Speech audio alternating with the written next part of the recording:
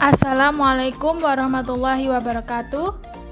Kami dari kelompok 2 akan menyampaikan materi yang berjudul Sistem Pendidikan Nasional. Semoga melalui video ini dapat menambah wawasan kita tentang sistem pendidikan nasional. Adapun anggota dari kelompok 2 yaitu 1. Supatmi Wulandini, 2. Nurul Umah, 3. Fajar Aulia Muhammad, 4. Hafidah Puspita Muharromah. Materi yang pertama yaitu hakikat dan tujuan pendidikan nasional. Hakikat pendidikan nasional.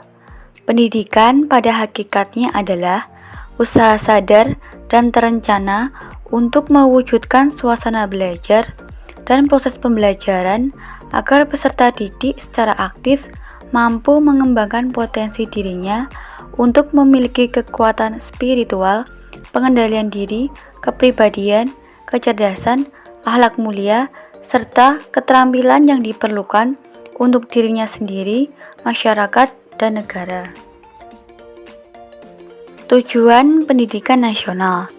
Tujuan pendidikan nasional telah tercantum dalam yang pertama, Undang-Undang Nomor 20 Tahun 2003 Bab 2 Pasal 3, yaitu mengembangkan kemampuan dan membentuk watak serta peradaban bangsa yang bermartabat dalam rangka mencerdaskan kehidupan bangsa yang bertujuan untuk berkembangnya potensi peserta didik agar menjadi manusia yang beriman, berakhlak mulia, sehat, berilmu, kreatif, mandiri, demokratis, dan bertanggung jawab.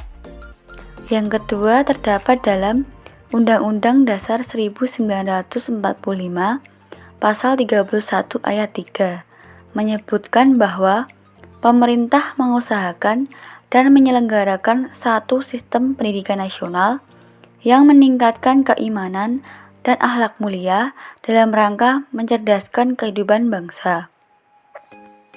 Yang ketiga terdapat dalam Undang-Undang Dasar 1945 Pasal 31 ayat 5 menyebutkan bahwa pemerintah memajukan ilmu pengetahuan dan teknologi dengan menunjang tinggi nilai-nilai agama dan persatuan bangsa untuk kemajuan peradaban serta kesejahteraan umat manusia.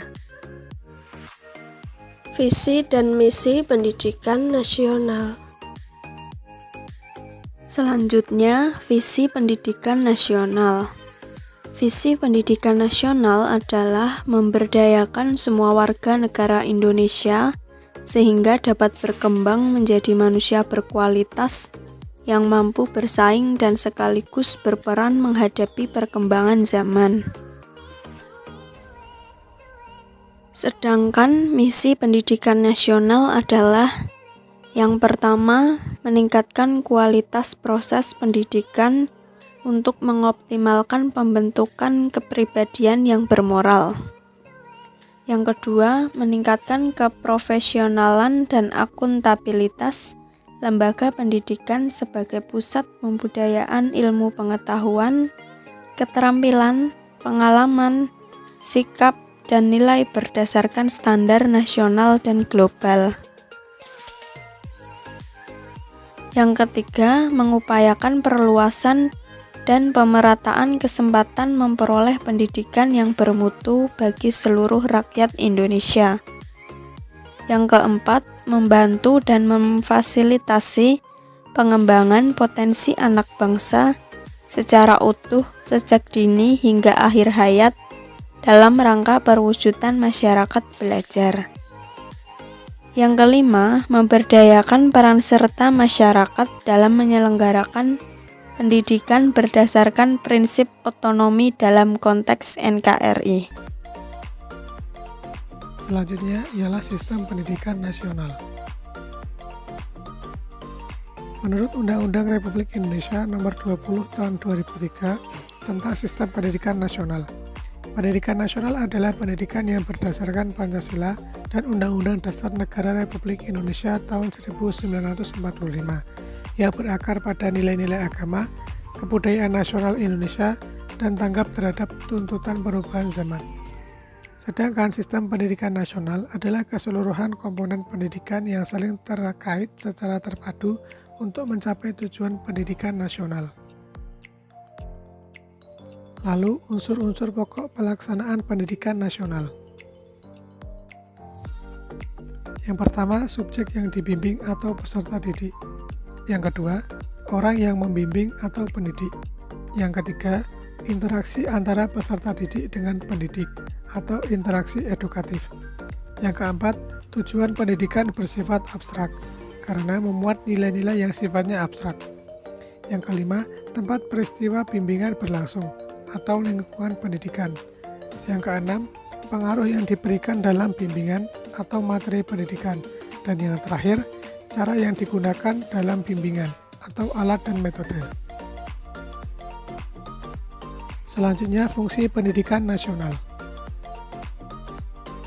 Pendidikan nasional berfungsi mengembangkan kemampuan dan membentuk watak serta peradaban bangsa yang bermartabat dalam rangka mencerdaskan kehidupan bangsa. Bertujuan untuk berkembangnya potensi peserta didik agar menjadi manusia yang beriman dan bertakwa kepada Tuhan Yang Maha Esa, berakhlak mulia, sehat, berilmu, cakap, kreatif, mandiri, dan menjadi warga negara yang demokratis serta bertanggung jawab. Selanjutnya, materi yang terakhir adalah materi desentralisasi pendidikan nasional. Pengertian desentralisasi pendidikan. Pada awalnya, istilah desentralisasi digunakan dalam keorganisasian yang secara sederhana didefinisikan sebagai penyerahan kewenangan. Sedangkan pengertian desentralisasi menurut Undang-Undang Nomor 32 Tahun 2004 adalah penyerahan wewenang pemerintahan oleh pemerintah kepada daerah otonom untuk mengatur dan mengurus urusan pemerintahan dalam sistem Negara Kesatuan Republik Indonesia.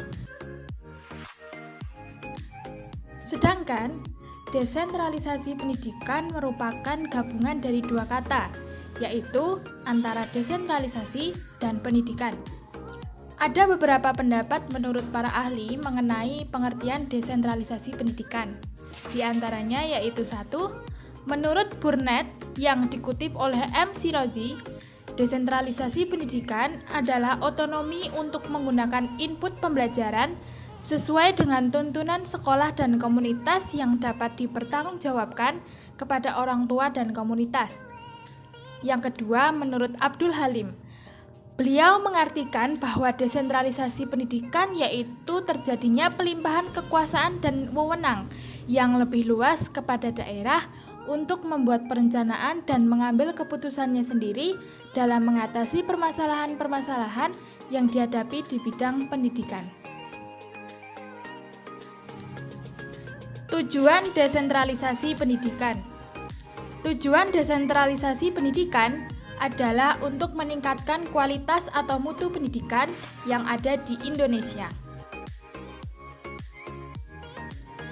Pelaksanaan desentralisasi pendidikan di Indonesia yaitu dengan diserahkannya otonomi yang lebih besar pada daerah-daerah yang kemudian dilanjutkan ke lembaga pendidikan atau sekolah.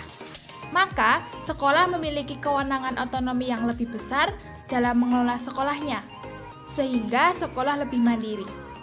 Dengan kemandiriannya, sekolah lebih mampu mengembangkan program-program yang sesuai dengan kebutuhan dan potensi yang dimilikinya. Dan dalam pelaksanaannya, perlu adanya pengambilan keputusan yang bersifat partisipatif demi tercapainya tujuan pendidikan nasional. Fungsi-fungsi yang dapat didesentralisasikan ke sekolah agar tercapai tujuan di atas. Yang pertama, perencanaan dan evaluasi program sekolah. 2. Pengelolaan proses belajar. 3. Pengelolaan kurikulum. 4. Pengelolaan ketenagaan. 5. Pengelolaan peralatan dan perlengkapan. 6. Pengelolaan keuangan dan lainnya. Demikianlah materi yang dapat kami sajikan. Semoga dapat bermanfaat untuk kita semua. Wassalamualaikum warahmatullahi wabarakatuh.